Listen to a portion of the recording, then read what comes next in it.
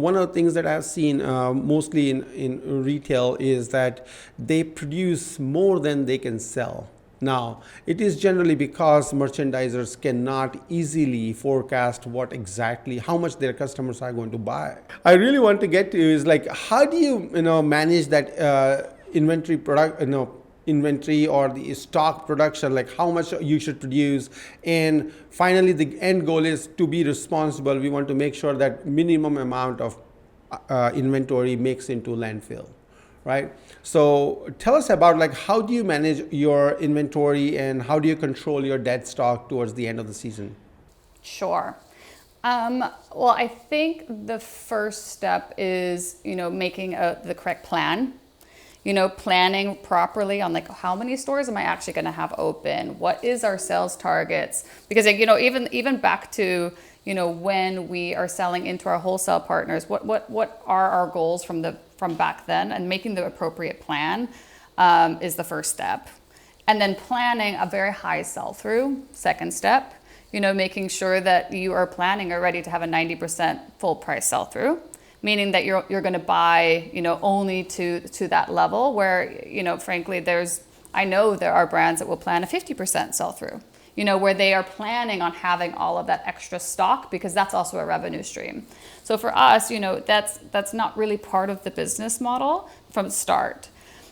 Of course, we still end up with clothes. For sure.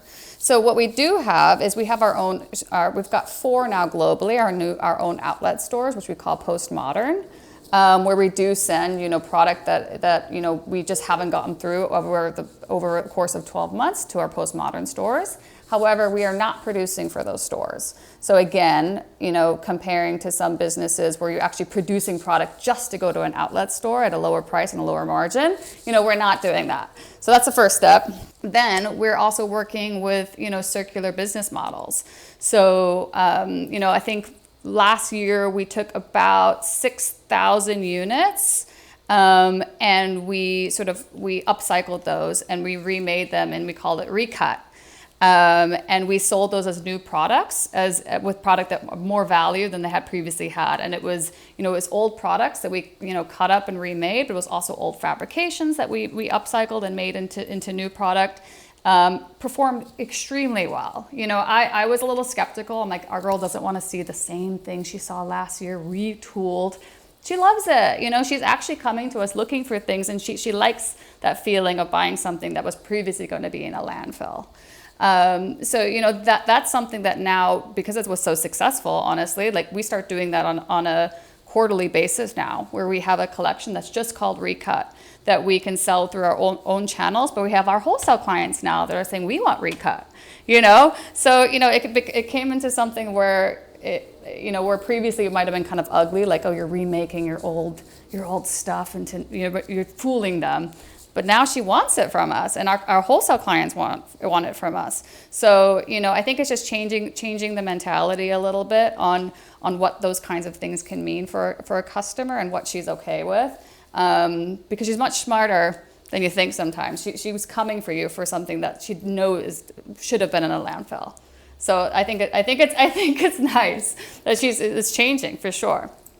Wow, this is amazing, actually. Earlier you said, designers cannot control them. But I think, this is where you really love them, because they cannot control themselves, but they can actually, recut them and make totally cool ideas.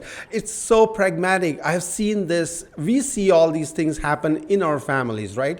Because we have something and we cut it and make something new out of it, and we love it. So what looks like what you guys did is took that natural human behavior and what we are anyways doing in our lives at our home within our families, you took it and brought it to a commercially viable business model, which is amazing. I'm really impressed how interestingly what you guys have done.